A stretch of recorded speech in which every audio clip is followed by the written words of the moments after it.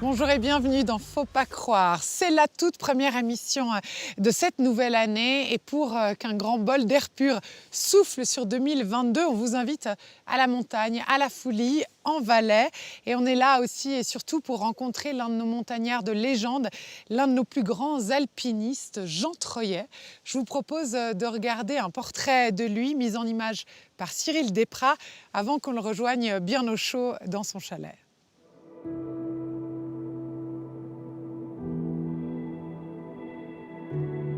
Ça fait du bien. Ça fait du bien de marcher. Moi, j'aime beaucoup maintenant de juste marcher, tranquille, sans aucune pression, rien. Puis je profite de tout ce qui se passe autour. Et des fois, je vais jusqu'à un certain niveau, puis après je dis, ben là, maintenant, je m'assieds. J'ai grandi ici, ouais. C'est un peu chez moi. Tout ça, c'est un terrain de jeu que pour nous, pas de voiture, rien. Donc la pierre du loup, c'est un souvenir parce qu'on jouait aux cartes, puis ceux qui perdaient, ils devaient monter en slip à pieds nus jusqu'à la pierre du loup et retour dans la neige. Donc ils ne voulaient plus jouer à un moment là. Mais ça, c'est des jeunes d'enfance. On damait les pistes et puis après on restait sur une petite piste qu'on damait sur 100 mètres ou 150 mètres. On s'amusait comme ça. J'ai vécu une belle jeunesse ici, de liberté. Il n'y a rien qui était interdit. Cette liberté qu'on avait était vraiment belle. Jean Troyet naît en 1948 dans le village d'Orsières, entre Martigny et le Grand Saint-Bernard. Ah, papa, à l'armée, à Genève. Son père est quincaillier. Sa mère s'occupe des 5 garçons de la famille. Jean n'est pas ce qu'on appelle un enfant facile.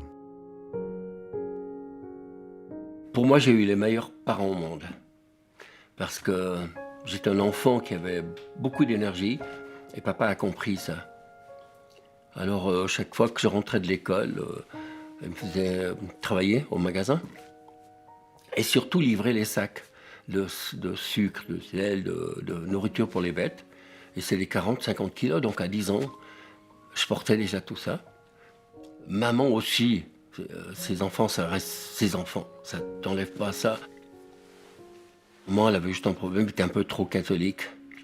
La religion pour elle, c'était ce qui a sauvé ma grand-maman aussi, parce qu'elle a perdu un de ses enfants très tôt, ici, dans le Mont-Rouge.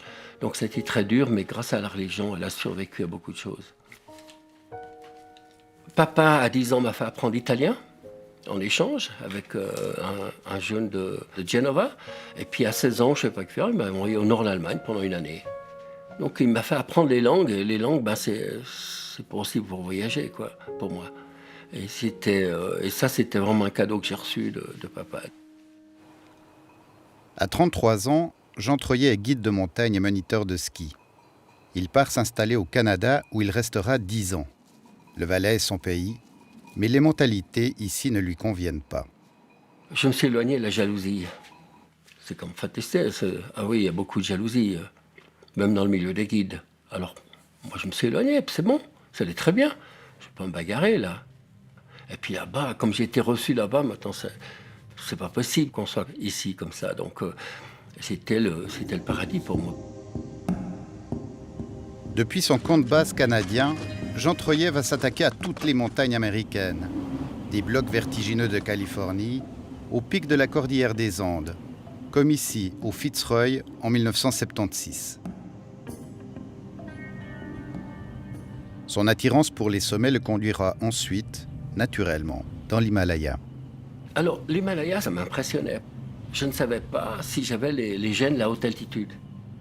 Moi, je suis parti, je me dis, oh là là, est-ce que j'aurais ?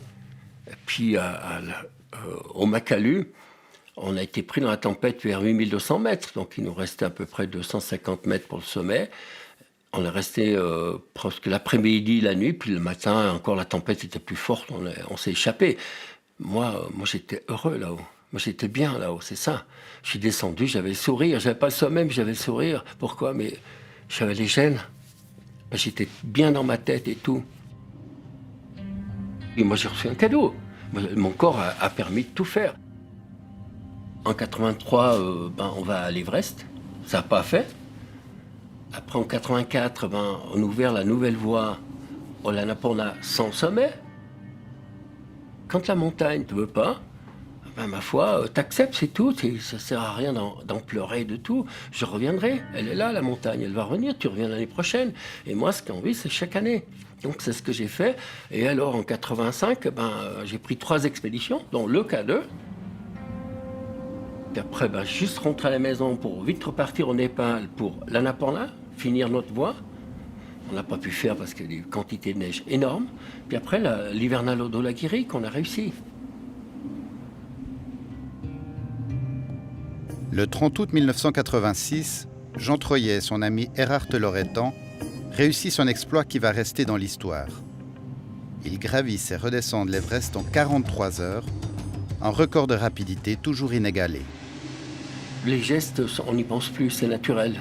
De planter un piolet, de traction, après planter le deuxième, planter les crampons. On est concentré là-dessus au moment où on grimpe. C'est juste pour que tous les pas, les mouvements soient parfaits. Parce qu'il y a un défaut, c'est la chute. Donc on n'a pas de corde. Hein. Donc ça ne sert à rien. Puis même la corde est inutile parce que si on tombe, on tire l'autre. Vous aviez un minimum de matériel avec vous, je crois. Ouais, c'était merveilleux comme on est parti. Et ça, je crois que c'est ce qui nous a beaucoup aidé, c'est de partir d'abord avec un sac de 5 kilos chacun. Et puis jusqu'à 7008, on a fait la petite plateforme, on a passé l'après-midi à se reposer. Et après, on n'avait plus rien dans le dos. On avait un petit Ovosport dans la poche, une petite barre d'Ovosport et puis une bouteille d'eau froide de 1000 litres, c'est tout. Je ne peux pas trouver les mots parce que c'est des minutes d'exception dans la vie. Et comme on est à côté de l'au-delà, mais qu'on reste du bon côté, c'est des moments qu'on ne peut pas expliquer. Il y a le cerveau qui travaille moins, parce qu'il y a moins d'oxygène. Mais ces minutes au sommet sont exceptionnelles et sont très rares dans la vie.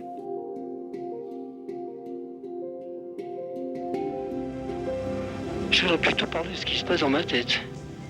C'est pas la première fois que j'ai eu déjà des hallucinations au K2. Alors ici, c'est dingue. Je vois des grimpeurs sur les séracs, un gars habillé en carnaval. L'ivresse des cimes, Jean Troyer va la connaître à plusieurs reprises encore, avec Erhard Loretan et d'autres amis alpinistes. Sur les 14 000 mètres de la planète, il va en escalader 10.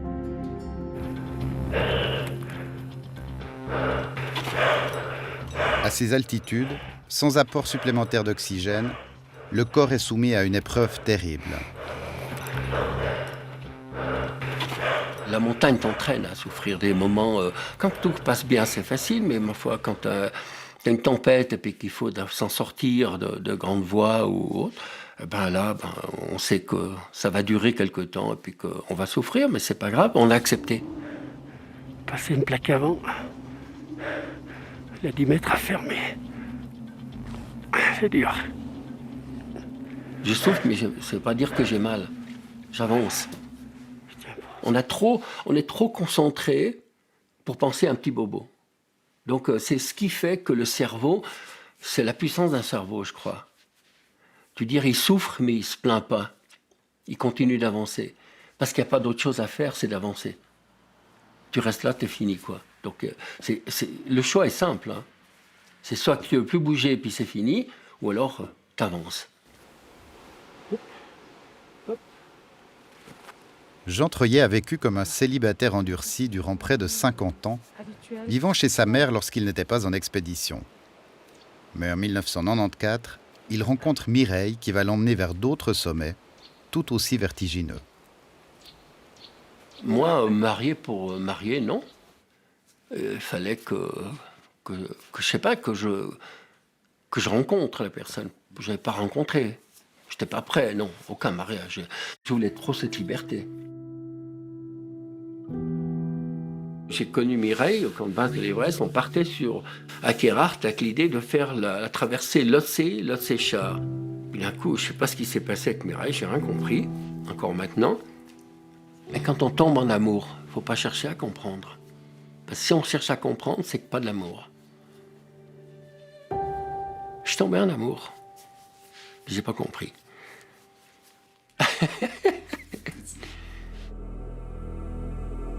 Marié et père de 3 enfants, Jean Troyer continue pourtant ses expéditions dans l'Himalaya jusqu'à ce jour de septembre 2011. En pleine ascension de l'Annapurna avec Jean-Yves Fredriksson, l'alpiniste est victime d'un AVC. Oui, il y a Jeannot qui nous a fait un truc bizarre. Genre début d'œdème cérébral. Puis d'un coup, je ne sais pas ce qui s'est arrivé. J'ai vu tout tourner. Et moi, j'ai l'impression de tourner autour de la vis à glace. Donc plus d'équilibre. J'avais peur d'ouvrir les yeux, mais même les yeux fermés, je voyais tout, je tournais comme ça. Toutes les montagnes tournaient dans tous les sens, donc j'avais plus aucun sens. Il a fallu redescendre, mais je ne savais pas encore que c'était un AVC. Moi, je pensais que c'était les cristaux internes de l'oreille interne qui étaient mêlés, c'est tout. Jean Troyer et Jean-Yves Fredriksson mettront 3 jours pour redescendre. Après arriver au camp de base, j'ai dormi 3 jours. Pour moi, je vois même pas un AVC, je vois une petite alarme pour se dire c'est bon, stop. Et puis quand on pense que 30 ans d'Himalaya, en poussant toujours les limites un peu plus loin, c'est vrai que 30 ans, c'est assez rare d'être vivant. Le côté amitié, c'est ce qui reste le plus dans toutes mes ascensions. Plus que le sommet. L'amitié est plus belle. Mais il y a plein d'amis qui sont partis. Oui, mais ça fait partie de la vie. Puisqu'on va tous au même endroit.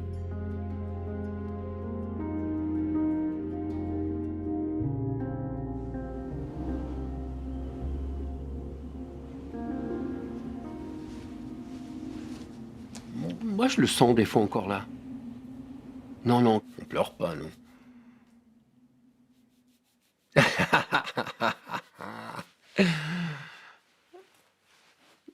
Pourquoi? C'est un peu le coin secret intime, l'émotion. J'aime pas avoir l'émotion en public. L'émotion, c'est très personnel. Ça touche vraiment fort. Donc c'est personnel.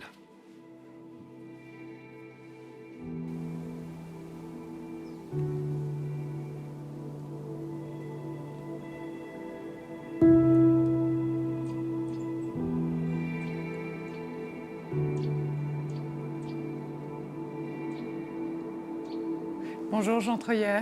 Bonjour. Merci beaucoup de nous accueillir chez vous, dans votre chalet. J'ai envie de rebondir directement sur les images qu'on vient de voir, sur l'émotion qui a affleuré comme ça au coin de vos yeux. Il vous a plu le portrait de vous? Oui, ouais, c'est beau. Ça rappelle tellement de souvenirs que revoir les images comme ça, revoir les amis, ceux qui sont plus là, c'est très fort, je trouve très beau. Et l'émotion, pourquoi est-ce qu'il faut la garder pour soi? Pourquoi est-ce qu'il ne faut pas la partager avec les autres? Moi, je n'ai pas envie, je trouve que pour moi, c'est personnel. L'émotion, les émotions que j'ai eues, par exemple, quand un ami est décédé dans les camps de base, là, elle est forte, mais elle est juste entre nous. De ceux qui se comprennent, on est dans le même milieu, ça reste entre nous, là. Et puis après, on redescend, et puis on arrive dans la civilisation, ce n'est pas le même partage. Pour moi, les cérémonies les plus belles, c'est dans les camps de base, lorsqu'on a perdu un copain. Jean Troyer, on a vu ces images, on sait que vous êtes un alpiniste de légende, un montagnard, l'un de nos montagnards les plus incroyables. Depuis 50 ans, l'Everest, vous l'escaladez, l'Himalaya, et après vous descendez en snowboard. Ça ferait rêver n'importe qui. Est-ce que vous êtes un homme chanceux, Jean Troyer? Moi, quand j'ai regardé les images, votre portrait, je me suis dit que vous étiez né sous une bonne étoile. Est-ce que vous avez cette impression-là aussi? Je pense que oui. Oui. On s'est aperçu avec Pierre Alain, quand on a eu un petit incident à l'Annapurna, à la descente, que la déesse a trouvé qu'on n'était pas assez sympa. On devait rester encore un peu sur cette terre. Elle ne pouvait pas nous prendre directement. Donc, on devait vivre encore calmement quelque temps sur la terre. La déesse? La déesse Mère des Vents. ce qu'on appelle Chomolungma ou Sagarmatha, c'est déesse mère des vents, le vrai nom. La verticalité, Jean Troyet, cette ascension, cette envie de grimper jusqu'au ciel, ça a été le sens de votre vie jusqu'à cette fameuse année 2011. On l'a entendu dans le reportage, vous avez fait un AVC. Est-ce que devoir renoncer aux 8000, ça a été une des choses les plus dures de votre vie? Pas si dur que ça, non, parce que quand je suis arrivé ici, j'ai fait peur à Mireille et à mes enfants. Parce qu'en plus de l'AVC, j'ai pris un campylobacter, c'est une bactérie du poulet. Donc j'ai perdu 12 kilos. Je ne mangeais rien, je buvais presque plus, parce que ça faisait mal. Et puis, c'est vrai que j'étais moche. Je suis arrivé sur une chaise roulante à Genève. Et puis, arrivé ici, les enfants ont eu peur. Puis, à un moment, ils sont arrivés dans la chambre. Et, toute la famille, ils ont dit, il faut que tu arrêtes. Et ça a été facile à prendre comme décision? Alors, je leur ai dit oui. Et puis, à un moment, pour, je sais pas, à peu près 1 semaine, 2 semaines, je pensais à ne plus vivre ces minutes au sommet. Et mais comme c'est les enfants, j'ai accepté. Et puis, c'est bon, j'ai tourné la page. Et puis, quand je revois en arrière, je dis, mais attends, 30 ans, toujours vivant, il n'y en a pas beaucoup. Et puis, que c'est un privilège. Et j'ai aucun regret parce que j'ai trop vécu des choses d'exception et avec des amis d'exception aussi. Donc, il y a une très belle amitié. Puis moi, ça, c'est ce qui est le plus beau dans la vie que les sommets. On va reparler des amis, Jean Troyet, mais est-ce que pour vous, savoir renoncer, savoir dire non, c'est la plus grande qualité d'un alpiniste, d'un montagnard pour rester vivant, peut-être? Bien sûr, ce qui est logique, c'est quand les éléments sont plus forts, l'humain est un faible. Et s'il veut aller là-dedans, il va se casser les dents. Donc, personnellement, et ça, des fois, c'est un manque de respect d'aller contre la tempête. Parce que la montagne dit non, donc tu la respectes et tu attends. Mais ça pousse à l'humilité, c'est-à-dire que, en fait, quand je vous demande si c'est un moment difficile, vous êtes très philosophe, comme ça, presque détaché, presque comme un moine zen. Ça, c'est la montagne qui vous l'a appris ou vous êtes comme ça depuis toujours? Oui, à force d'être dans la montagne, on trouve qu'on est déjà ici dans les Alpes, on n'est pas très grand, mais là-bas, on n'est vraiment rien. Et il y a une image où on voit 2 petits points dans la face. Et puis, cette face, là, on voit juste peut-être les premiers 1000 mètres, mais elle fait 3000 mètres, cette face. Donc, on n'est rien du tout là-dedans. Donc, alors, si on veut vraiment aller contre les éléments, n'importe quel élément de la Terre, autant la mer que la montagne, le désert, l'air qui est puissant, les volcans, on ne peut pas lutter là contre. Autant respecter, et c'est tellement plus facile à vivre. Et puis, je trouve que le respect fait partie de la vie, des éléments de la nature. Justement, vous disiez les mers, l'horizon, parce qu'après avoir renoncé aux 8000, vous avez continué à explorer le monde, à être un aventurier, mais cette fois-ci à l'horizontale, au Grand Nord du Canada, au Groenland, avec des skis de randonnée, voir les ours polaires, les aurores boréales. Est-ce que mentalement, est-ce que le mental, il est le même quand on est un grimpeur vers le ciel ou quand on est un aventurier vers l'horizon? C'est le même mental? Oui, le mental, oui. L'acceptation de la souffrance, automatiquement. Quand on était au Grand Nord canadien, on n'a pas souffert, là, c'était trop beau, on a rigolé, les 3 copains. Quand on était ensemble au moment de l'AVC, et on se retrouve là-haut, 1 année et demie après mon accident, c'était que du bonheur. Puis l'île de Bylot, c'est un petit paradis. Donc c'était extraordinaire de faire un changement de 90 degrés, neige horizontale, que j'appelle, et puis d'aller sur ces étendues pareilles, puis d'une beauté exceptionnelle, une île où on était 3 semaines, les 3 dessus que pour nous. C'était un paradis. Puis en plus, aller voir les ours polaires, c'est un cadeau, ça. Oui, mais il y a quand même, Jean Troyet, ces moments presque mystiques, ces épiphanies. Vous en parlez dans votre livre, vous en parlez dans votre film. Quand on est au sommet de l'Himalaya, il se passe quoi? Alors, c'est des moments extraordinaires. Ce n'est pas le meilleur des moments. Au sommet, c'est vrai qu'on a réussi. Mais il y a quelque chose... La descente. Et non, mais vous disiez, à un moment donné, je me souviens quelque chose où vous disiez finalement, on sent une présence... Il y a comme quelque chose Au sommet de de l'Everest, avec Erard, les deux, on a ressenti une présence, mais on ne peut pas l'expliquer. Et ça, quand on avance à l'horizontale, quand on voit les ours polaires... Non, je n'ai pas eu ça encore. Non. Donc c'est Peut-être qu'il faut être déshydraté, qu'être à bout de souffle et puis avoir pas trop mangé pour quelques jours. Pour sentir une présence. Voilà. Donc, Peut-être ça, mais ça ne m'est pas arrivé, quoi. Je n'ai pas fait deux extrêmes. Je pense que l'extrême, c'est quand on va pôle Nord, pôle Sud. Là, c'est les gros trucs, quoi. Alors, après, on a été dans les glaciers du Groenland, les trois aussi, mais on s'est amusé, tellement que c'était beau. Il y a une chose différente, c'est que tout d'abord, il n'y a pas de chute de sérac, il n'y a pas de pierre, de chute de pierre, et il n'y a pas d'avalanche, puisqu'on est au plat. Donc, c'est quand même facile. C'est beaucoup plus facile que la montagne. Puis en plus, quand on est fatigué, on pose la tente. Ouais. Mais ce que je note dans ce que vous dites, Jean Troyet, c'est que vous dites toujours « on ». Finalement, les amis, le groupe, pour vous, le collectif, c'est plus important que l'individu? Pas l'immense collectif, mais 2 ou 3 copains. Pourquoi pas l'immense collectif? Parce que je pense que je préfère les petits groupes avec des vrais amis. Le collectif, c'est des fois des gens que tu ne connais pas, puis ce n'est pas le moment d'avoir des problèmes. Donc, avec les amis, bien souvent, comme avec Blotch, par exemple, après l'AVC, moi, j'aurais bien continué, mais la famille n'a pas voulu. Mais avec Blotch, je partais et je suis reparti avec lui. C'est un gars d'exception pour moi. Un ami, un très, très fort ami, qui vient de partir dans l'Antarctique maintenant pour 1 mois et demi. Bientôt, peut-être que vous irez le rejoindre après tous ces problèmes de Covid. Mais on parlait de collectif, de fratrie, de petits groupes. Vous êtes né dans une fratrie de 5 frères et sœurs. Et je vous ai entendu dire cette phrase « Je dois tout à mon frère Daniel », à commencer par l'amour de la montagne. C'est mon maître. Oui, oui, j'apprends encore maintenant, j'apprends avec lui. C'est important quand on est montagnard. Mais même avoir des maîtres comme ça. Moi, j'ai eu le privilège d'avoir un maître comme ça, comme mon frère. Alors, ce qui est avantageux avec lui, c'est quand on partait dans les grandes courses, au bivouac, moi, je dormais, lui pas. Ben oui, il est responsable du petit frère. Donc, c'est l'avantage d'être le petit frère, et ça, c'est extraordinaire, quoi.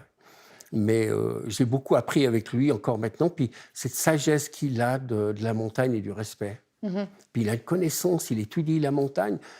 Moi, si je fais une course que je ne connais pas bien, je vais le trouver, il m'a dit tout ce qu'il faut, quoi. Vous disiez, j'aime les petits groupes, j'aime mes amis, mon frère, mon maître. Le collectif, c'est plus compliqué. Vous parliez dans le sujet de la jalousie. C'est sans doute pour ça que vous êtes parti 10 ans au Canada. Ça n'a pas toujours été un fleuve tranquille comme ça avec la société pour vous, Jean Troyet? Au Canada, non. Ici, des fois, oui. Ouais, j'ai Pourquoi? remarqué. Pourquoi c'est plus difficile? Je ne sais pas. Je pense qu'il y a, je sais pas, là, cette complainte de l'opulence en Suisse. Ce que j'appelais, quand je rentrais de l'Himalaya, j'appelais ça « Pourquoi les gens tirent la gueule ?» Ça veut dire quoi, la complainte de l'opulence? Les gens qui sont dans l'opulence se plaignent. Puis vous descendez, vous arrivez de Katmandou avec l'avion. La veille, vous avez mangé avec un gamin parce qu'il était content de manger, et puis on lui a donné encore les choses. Puis le lendemain, vous êtes assis dans l'avion, puis vous ne savez pas s'il va manger. Vous arrivez ici le 24 décembre avec Erard. Mais les gens, ils n'étaient pas souriants autour de nous. Ils allaient fêter, boire, manger, et puis ils n'étaient pas heureux. Moi, j'ai trouvé terrible ça. Puis Erard, il m'a dit, on prend un billet, on se taille, on va ailleurs. Et ici, tu as vu la tête qu'ils font? Je vous propose qu'on regarde quelques images de vous avec des enfants, parce que désormais, le maître, le modèle, c'est vous. Je vous propose qu'on regarde ces images.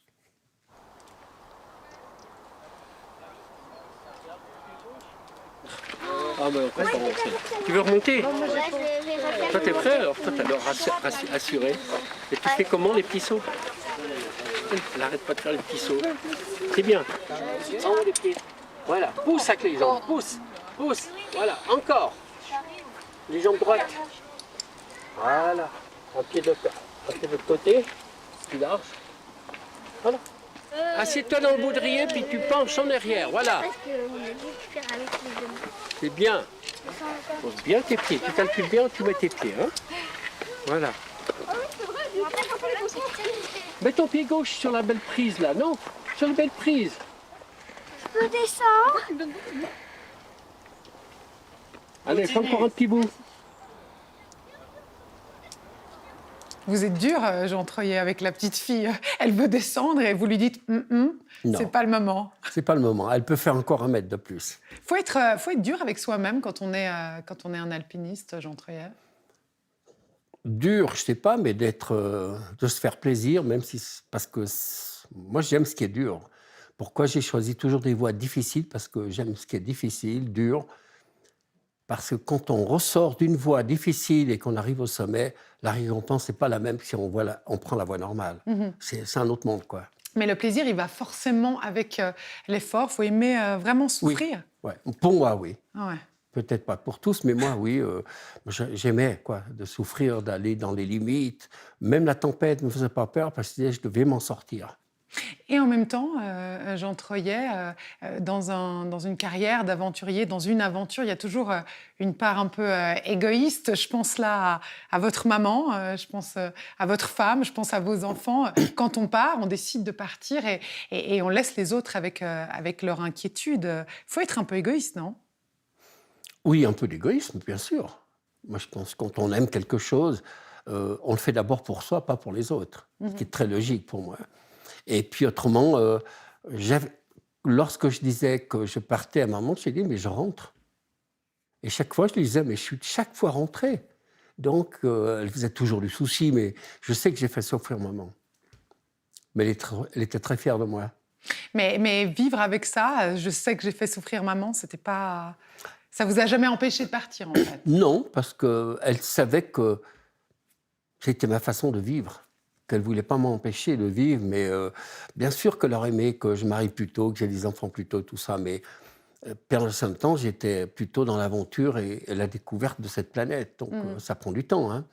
Et puis après, il y a un moment quand même que pour moi, d'être papa, j'ai toujours pensé que j'étais beaucoup plus fort qu'avant. Pour eux, je réagissais beaucoup plus puissant encore. Donc après, c'est quand eux m'ont demandé d'arrêter, j'ai arrêté. Mais tout à fait d'accord, l'égoïsme, on y est. Mais je pense que c'est le bon égoïsme parce que tu fais des choses pour toi, d'abord. Pas pour les autres ou pour n'importe quoi. Nous, au début, on faisait que pour nous et on parlait même pas aux journaux. On cherchait même pas ça. La preuve à l'Everest, avec ce qu'on a fait, on n'est pas venu. Moi, j'ai dû régler les comptes avec la Chine. Erhard, il est reparti au Chahut avec Pierre Alain. On n'est pas là pour après commencer à pavaner dans les journalistes, toi. Alors, un peu. Jean Troyet, c'est vrai que votre film préféré, c'est Le Grand Bleu? Oui, j'ai fait beaucoup ça. Je l'ai vu 5 fois. Et pourquoi c'est votre film préféré? Ah, parce que là, il y a quelque chose d'extraordinaire. La fin, c'est qu'il y a un moment, il est capable de donner sa vie pour son rêve, partir avec un dauphin. Ça, je trouve que c'était beau. Ça veut dire quoi, donner sa vie pour son rêve? Il voulait quitter ce monde en partant avec un dauphin. Enfin, une. Jean Troyet, c'est la première émission de l'année, de cette année 2022. Qu'est-ce qu'on peut vous souhaiter pour cette nouvelle année, Jean Troyet? Alors, moi, je souhaite, en venant avec ces terribles problèmes de Covid, que le peuple va retrouver la liberté. La liberté aussi de voyager, pas forcément loin, mais repartir dans les aventures, réaliser des rêves. Les rêves, ce n'est pas l'Everest.